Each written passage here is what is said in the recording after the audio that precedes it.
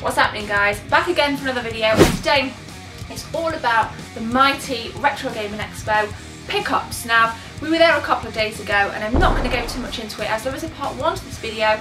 It'll be up here and it will also be in the description. It gives you guys a bit of an overview as to the environment, the types of games, arcades, etc. that were there. But I spent £300 on games and merch and we're going to go through that now. Hope you guys enjoy it. I picked up something that is, I'm going to do a special unboxing for it because I've been wanting it back in the collection for so long.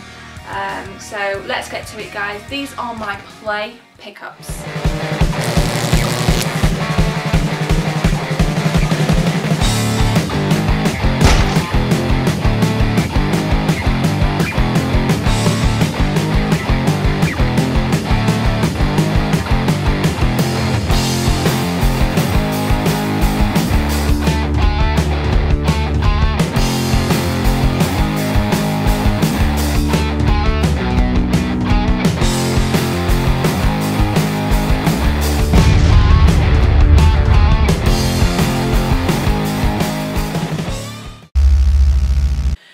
Start with a little bit of merchandise, and these were from Retro GT, really good friend of mine. A link to their sites, everybody's sites are going to be in the description in case you guys want to pick these up as well. So my first console was a ZX Spectrum and I've been wanting this mug for quite some time now. There'll probably be additional pictures on screen and that was absolutely awesome. Again, you can get this from retrogt.com. I'm going to pop that right there actually. To match that, guys, I wanted the kind of cool bag, so it's the keyboard itself and it feels really hardy. I don't know what it's actually made out of, I doubt it's real leather, but there's loads of little kind of, you got one pocket inside there, guys, and it's pretty big, and I just thought that would be cool if you're going out with your iPad or your MacBook and just kind of sling everything in there. So I'm a bit of a geek when it comes around to games and merchandise, and especially this stuff, the Sinclair ZX Spectrum. So that was awesome, so thanks to Retro GT for hooking me up with these bad boys. The next thing, guys, was a NES Advantage joystick with instruction manual. So there's the manual, which we'll just kind of pop there for now. And this is in decent condition, as you can see, guys. I paid £10 for this, it was on for 15, so I got a real bargain. And I thought, given the fact that it is an arcade, you know, gaming expo as well as console, I wanted to take home the arcade stick. I have loads of arcade games for the NES and I just think it would be perfect to use this as opposed to the tiny little kind of, you know, the pads that come with the NES. So that was pretty rad. That was one of my highlights, guys, this. Moving on to games then. Now, I have a bit of a love affair with the Super Famicom and I was dying to find more Famicom games and I failed miserably. A lot of the Famicom games that were there didn't really interest me. So if you guys actually have any Famicom games after the Final Fight trilogy, you know, just the kind of usuals, Mario Kart, preferably boxed, please let me know on my Facebook group. Just drop me a personal message, that would be awesome. But in tune with that, I did manage to pick up Super Mario World on the Super Famicom. I think the beauty of the Famicom right now is that it's quite easy to collect for. You know, the rarer titles like Final Fight that cost a fortune on NTSC and PAL SNES, you can get a really good deal on boxed Famicom games. Again, this is obviously unboxed, guys, but nonetheless, right next to my copy of Secret of Mana there, that will go. So let's just keep that right there. Now on to PAL SNES then. This is unboxed, so a launch title. Surprisingly didn't have this game in my collection.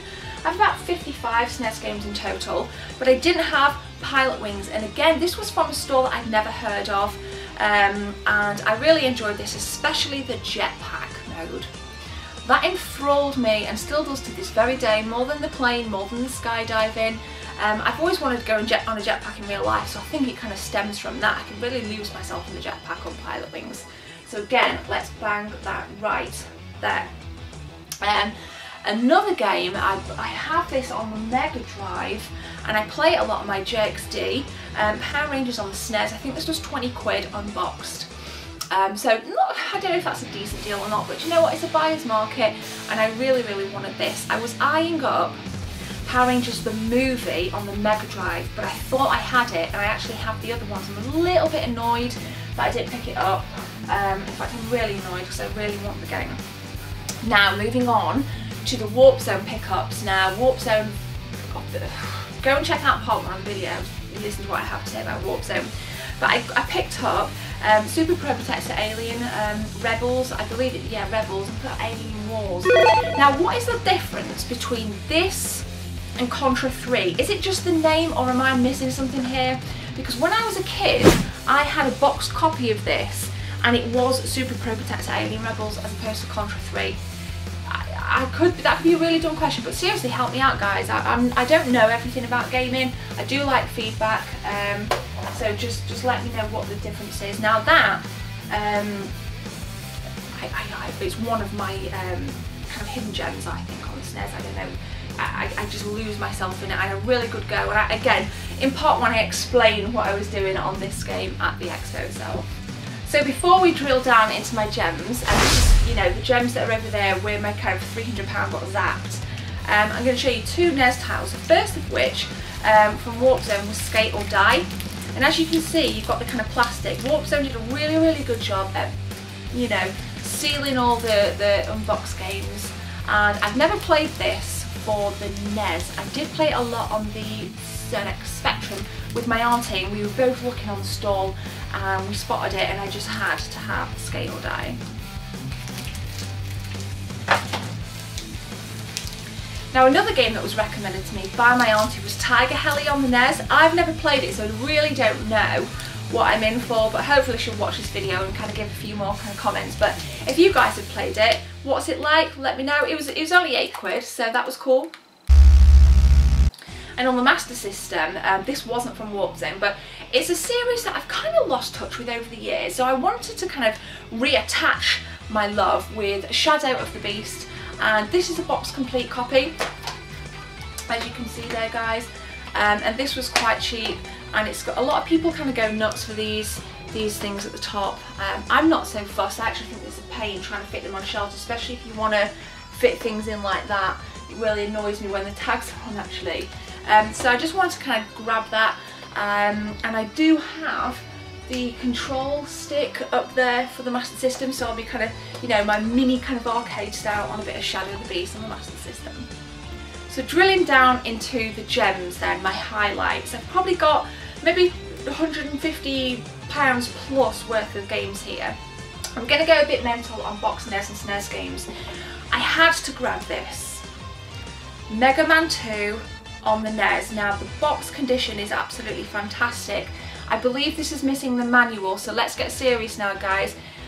I don't expect anybody to have a spare copy of the Mega Man 2 manual, but if you have, just give me a shout. You never know. And obviously I'll pay, but just drop me a line on my Facebook page. Mega Man 2, I was playing Mega Man on the NES at the Expo, really enjoyed it. Again, I play a lot of Mega Man 2 on the JXD. A lot of people say that this is one of the better Mega Man titles on the NES. Now, back in the day, I never really had much access to Mega Man, so it's something that's kind of grown on me as I've got a lot older. And I just love the box art on Mega Man. It's really great. You can kind of see that 80s vibe really push through on it. So I think as a whole package, Mega Man is quite kind of, you know, it's right up there in the classics, isn't it? Everybody knows Mega Man, so that is awesome. I was so pleased to get this, and I'm just going to kind of place it, maybe put some Nintendo in front of the Sega up there, you know, in front of the Master System games. Next title then, guys, again, this is boxed complete, and again in a Sentinel case, Double Dragon 3 on the NES. Now, a couple of weeks ago, I managed to pick up, hang on, just hang on, I managed to find a boxed copy of Double Dragon. So, pop that down there. So I wanted to get Double Dragon 3, clearly missing 2, but nonetheless it's awesome. Now again, I got the arcade stick on the NES, and I thought this would be awesome to smash some Double Dragon on the NES with the arcade stick. Now this was a series that I did play in the arcade as a kid. You know, sticking the 10p's in the arcade down at the club when my dad was kind of drinking back in the early 90s. So it holds a lot of memories dear to me, you know, the Double Dragon series as a whole, and it's awesome fun on 2-player as well. So had to have it. So there we go. So we've got some, oh, is it going to fall? Double Dragon 3, it's gonna fall. So Double Dragon 3, guys, awesome pickup.